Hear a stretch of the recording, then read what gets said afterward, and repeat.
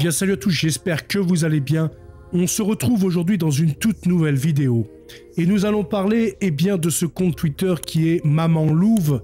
Donc Maman Louve, c'est une association de parents d'élèves et de mères de famille qui sont là contre les programmes EVARS. Vous savez, c'est l'éducation à la vie affective, relationnelle et sexuelle que l'éducation nationale a mise en place pour formater vos enfants et leur apprendre que c'est bien donc d'être une fille quand on est un garçon ou inversement, que c'est bien de se masturber, enfin plein d'horreurs que vous ne pouvez même pas imaginer parfois. Donc les mamans louves sont là pour taper du poing sur la table et pour demander à cette république infâme de cesser ces activités sexualisées et pornographiques. Parce que là, ça relève de la pornographie, surtout envers des jeunes enfants de cet âge. Donc pour illustrer le propos, les mamans louves offrent un témoignage. Un témoignage d'une petite fille de 9 ans qui est en CM1. Donc la maman donne le témoignage de cette petite fille de 9 ans. Bonjour, maman d'une petite fille de 9 ans en CM1. J'ai appris hier soir qu'elle a subi l'intervention d'une infirmière scolaire toute l'après-midi qui lui a parlé des règles, comment mettre un tampon, le pénis, comment il entre en érection. Ma fille était choquée et nous le sommes aussi. Nous n'avons pas été prévenus. Nous voulons faire un mail à l'inspection académique ainsi qu'au directeur de l'école. Sauriez-vous nous aider, s'il vous plaît? Merci. Aujourd'hui, on a un programme qui va être édité sans qu'aucun garde-fou ne soit posé, alors qu'on a une quantité de parents qui nous sollicitent régulièrement pour nous expliquer que leurs enfants reviennent choqués de ces séances d'éducation à la sexualité. Donc on va continuer à traumatiser des enfants en toute impunité, sous couvert que c'est pour leur plus grand bien, parce qu'évidemment que ces séances, elles seront mises en place pour lutter contre les violences sexuelles et l'inceste. Clairement, je ne sais plus en fait ce qu'il va falloir faire pour que les autorités réagissent. Et vous la voulez, la réalité en fait de notre quotidien en tant que association qui essaie, je dis bien essaie, d'apporter des solutions pour protéger les enfants.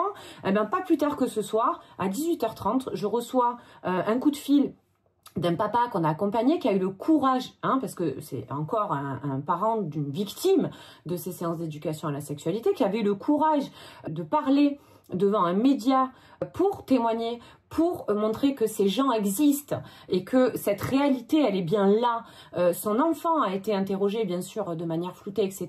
Il n'a jamais donné le nom de l'infirmière scolaire. Par contre, évidemment, dans le cadre de ce reportage, le nom de l'établissement avait été évoqué. Et aujourd'hui, ce papa, il va devoir se présenter à la gendarmerie samedi parce que cette infirmière, elle est en burn-out depuis. Et donc, elle porte plainte contre ce monsieur qui n'a jamais cité son nom. Vous le voyez, en fait, le vent tourner, là. Donc, c'est-à-dire qu'aujourd'hui, d'un côté, on a le CESE, pour ceux qui ont suivi un petit peu les actualités, qui préconise, en fait, de punir par voie pénale les parents qui s'opposeraient à cette éducation à la sexualité. De l'autre côté, on a un traitement médiatique massif qui consiste à nous faire passer pour des mythos et au milieu, on est là et nous, on essuie en fait les plâtres de ces autorités qui sont à la fois incompétentes et qui n'en ont clairement rien à cirer en fait du devenir de vos enfants et de l'impact qu'a tout ça. Tant qu'on fait semblant d'agir pour le bien des enfants. Alors même s'il y a un trou énorme dans la raquette, c'est pas grave, on y va gaiement, on continuera à traumatiser les enfants en disant aux parents que non, ces séances, elles sont faites pour leur plus grand bien, parce que c'est nécessaire en fait pour pouvoir les accompagner, les voir grandir et leur donner toute la matière nécessaire en fait pour censément se préserver d'adultes pédophiles. Alors moi, je vous le demande aujourd'hui, qu'est-ce qu'on fait? Et je vous pose la question, est-ce que vous voyez chaque matin déposer vos enfants sans savoir si quand ils vont revenir de l'école, à un moment donné, ils vont revenir sans traumatisme ou autre. Enfin, je sais pas. Et là où je suis d'autant plus choquée, c'est que j'ai prévenu moi-même des associations de lutte contre les violences sexuelles en espérant qu'ils réaliseraient que cette mise en place, en fait, qui est censée contribuer à cette lutte contre les violences sexuelles, elle n'est pas efficace et qu'elle présente d'énormes risques. Et aujourd'hui, on les voit faire toute promotion, en fait, de ces programmes qui inéluctablement continueront à être délétères parce qu'il n'y a pas de garde-fou de poser et de délimiter. Aucune sanction aujourd'hui n'est prévue pour des intervenants qui viennent traumatiser des enfants. Quid des personnes qui vont intervenir auprès de vos gamins? Est-ce que vous savez qui c'est? Est-ce qu'on vous a prévenu? Est-ce qu'ils sont qualifiés? La réponse est évidente par les faits. C'est non. Et rien n'est fait pour cela. Alors on aura beau vous présenter les plus jolis programmes théoriques pour vos gamins, la réalité à un moment donné vous rattrapera. Donc est-ce que vous allez attendre que ça soit votre propre enfant qui revienne traumatisé? Et si oui, je vous pose la question, qu'est-ce que vous allez faire? Donc comme vous pouvez le voir, eh bien, Maman Louve essaie de lutter contre ça, contre voilà l'infirmière scolaire qui prend des enfants à part, etc. et qui lui parle de comment un pénis fait pour être en érection. Comment ça se passe les règles, etc. Est-ce que c'est leur travail? Ce n'est absolument pas leur boulot de parler de vie sexuelle à des enfants, qu'ils aient 5 ans, 9 ans, 10 ans, 15 ans, 16 ans. C'est aux parents. S'ils sont prêts, s'ils estiment que leurs enfants sont prêts à parler eh bien, de sexualité sans entrer trop dans les détails, mais ce n'est absolument pas à l'éducation nationale, aux profs, aux infirmières scolaires, de dégrader et de traumatiser nos enfants. Et c'est là donc que les mamans louves interviennent, et suite à ça, eh bien, ils ont sorti une lettre, enfin ils ont écrit une lettre au ministre Bayrou, avec SOS Éducation, en leur mettant en objet charte éthique pour la prévention et l'information en milieu scolaire de la vie affective, relationnelle et sexuelle. Eh bien, pour dénoncer tout ça, avec à l'appui énormément de témoignages d'ailleurs dans leur dossier, etc., c'est infâme. Vous vous imaginez à 9 ans. D'ailleurs, vous, en fait, en plus, naturellement, un enfant, il voit dans une infirmière scolaire une autorité quand même. C'est quelqu'un d'important, c'est une autorité, c'est un médecin, etc., donc l'enfant, il va boire ses paroles. Et donc, il va pas se sentir très bien, mais en même temps, voilà, il peut rien dire. Donc, c'est vraiment catastrophique. Donc, du coup, c'est le nombre de cours. Il y a 1,538 millions de séances par an en France. C'est le nombre de cours d'EVARS, éducation à la vie affective, relationnelle, où ils formatent les enfants avec du LGBTisme et toutes ces infamies. Mais par qui et avec quel contenu? La médecine scolaire est à l'agonie. L'école est en pénurie de professeurs.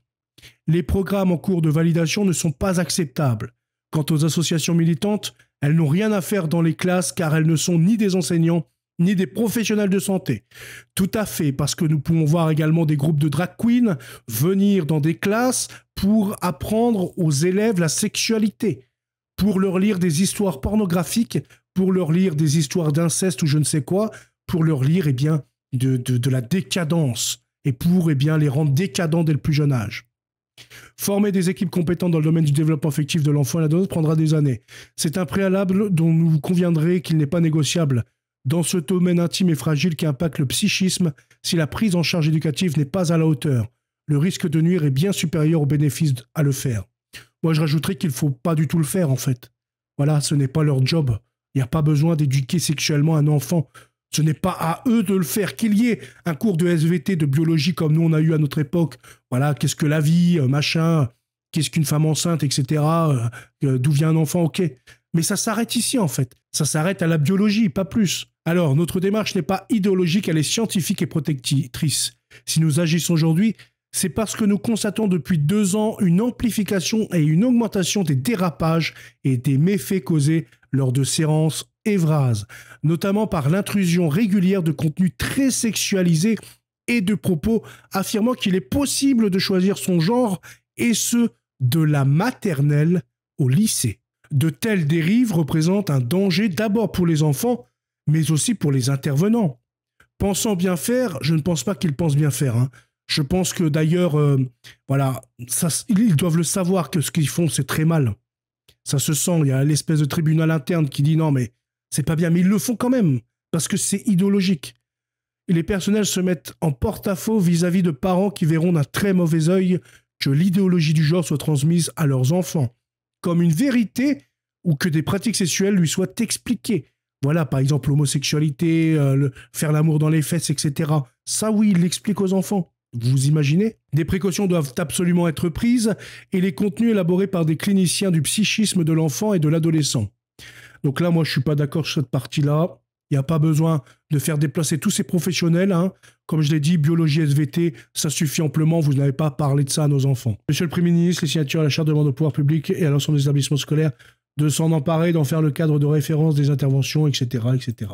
Donc, eh bien, moi, je pense que c'est un très beau combat que les mamans louves livrent.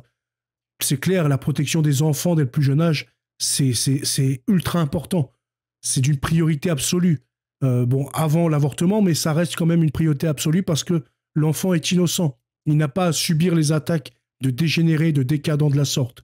Mais moi, là où je suis pas d'accord, eh bien, c'est quand ils veulent en fait faire en sorte que ce soit des programmes basés par des psychiatres, etc. Moi, je pense que ce programme ne doit pas avoir lieu, ne doit pas exister. Voilà, il y a des cours de SVT qui sont généralistes, qui expliquent 2-3 trucs, mais en maternelle, on n'a pas besoin de savoir ça, en fait. Voilà, c'est au collège, on commence, voilà. Là, à ce moment-là, ok, on peut faire un peu de SVT. Mais avant, je trouve que c'est complètement inutile. Un enfant de 9, de 4, 5, 6, 7, 8, 9 ans n'a pas besoin de savoir tout ça. En tout cas, voilà. Et puis, si les parents souhaitent qu'ils le sachent, eh bien, qu'ils le disent eux-mêmes à leurs propres enfants. On n'a pas besoin d'un paternaliste dégénéré de l'État pour venir éduquer nos propres enfants à la sexualité.